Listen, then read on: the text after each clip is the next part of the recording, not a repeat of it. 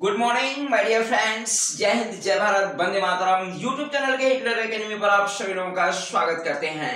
Okay guys, तो first of all आप सभी लोगों को सुबह का प्यार भरा नमस्कार। और आज हम टॉपिक लेकर आए हैं इंडिया के नेबरिंग कंट्रीज के बारे में। हम लोग पढ़ेंगे we shall read about neighbouring countries of India. तो all of you know that there are 9 neighbouring countries of India. First of all we shall about north side of India, which countries are situated? So we talk about north side. India के north side में आपके there are 4 countries. India के north side में कितने countries हैं? 4 है। China है, तिब्बत है, नेपाल और भूटान। ये आपके 4 नेबरिंग कंट्रीज है इंडिया के नॉर्थ साइड में। तो अब हम चलते हैं जो है ईस्ट साइड में। इंडिया के ईस्ट साइड में कौन सी कंट्री है? आपके बांग्लादेश और म्यांमार है। कौन कौन सी कंट्री है? आपके बांग्लादेश और म्यांमार है। और हम साउथ की तरफ चलते हैं। तो साउथ में आपका एक ही कंट्री है और वो आपका क्या है? श्रीलंका। साउथ में कौन सी कंट्री है? आपका श्रीलंका है।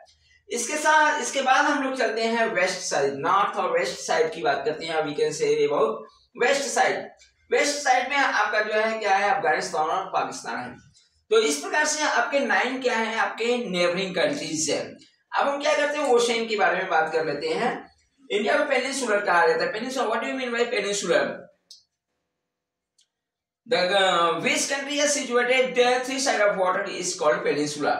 मतलब जो कंट्री 3 साइड आपका वाटर से सराउंडेड हो उसे क्या कहा जाता है? प्रायद्वीप। हिंदी में उसको प्रायद्वीप कहा जाता है, इंग्लिश में उसको पेनिनसुला कहा जाता है। तो इंडिया के 3 साइड आपके 3 ओशन है। अगर हम आपके ईस्ट साइड की बात करते हैं तो ईस्ट साइड आपका बे ऑफ बंगाल है और साउथ में आपका इंडियन ओशन है। और आपका वेस्ट साइड की बात करते हैं तो वेस्ट साइड आपका अरेबियन सी है। तो इस प्रकार से 3 साइड जो है इंडिया का, जो साउथर्न पार्ट है वह आपका क्या है? पेनिनसुला है। साउथर्न पार्ट क्या है? पेनिनसुला है, जो कि गुजरात से लेकर आपका गुजरात हो गया, इधर साउथ में हो गया और इधर वेस्ट बंगाल से लेकर है। तो ये 3 साइड ऑफ इंडिया क्या है? आपका पेनिनसुला है। So we can say that India is a peninsular country. तो ये हो गया नेबरिंग कंट्रीज हो गए और हम इसके ओशियन के बारे में जान लिए। अब हम कुछ और चीजों के बारे में जानते हैं, जैसे कि भारत के जो है कोस्टल एरिया की बात करते हैं। कोस्टल एरिया, अगर लार्जेस्ट कोस्टल एरिया की बात करते हैं तो वह गुजरात का है। गुजरात है कोस्टल एरिया का मतलब जो ओशियन के किनारे किया हुए सटे हुए जो आपके स्टेट हैं वो कोस्टल एरिया के अंतर्गत स्टेट आते हैं। तो गुजरात जो है सबसे आपका लॉन्गेस्ट कोस्टल एरिया है।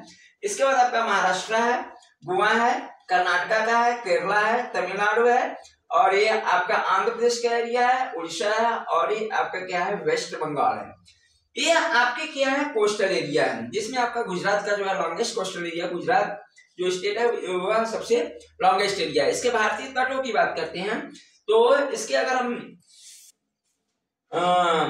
ईस्ट साइड की बात करते हैं तो ईस्ट साइड में आपका जो है क्या है? कोंकण और मालाबार है। कोंकण और मालाबार जो आपके 2 तट है।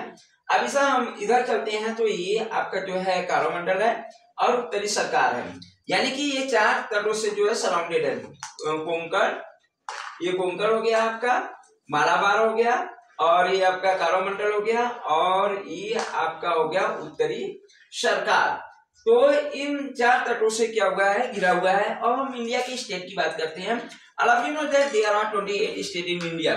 आप सभी लोग जानते हैं कि भारत में 28 स्टेट है और आपके 8 यूनियन टेरिटरी है। पहले 9 था, अब 8 हो गया है। 8 में 9 को दादरा नगर हवेली और दमन और दीव को क्या किया गया है? एक करके उसको दादरा नगर हवेली कर दिया गया है। तो इस वजह से आपके 8 जो है क्या है? आपके नेबरिंग 8 आपके जो है यूनियन टेरिटरीज है और 28 क्या है? आपके स्टेट हैं। ओके गाइस, तो आज हम जो है इसके नेबरिंग कंट्रीज के बारे में जाने हैं। तो नेक्स्ट वीडियो में हम इसके कुछ स्टेट के बारे में भी विचार करें। तो आज के लिए इतना ही। Okay, thank you.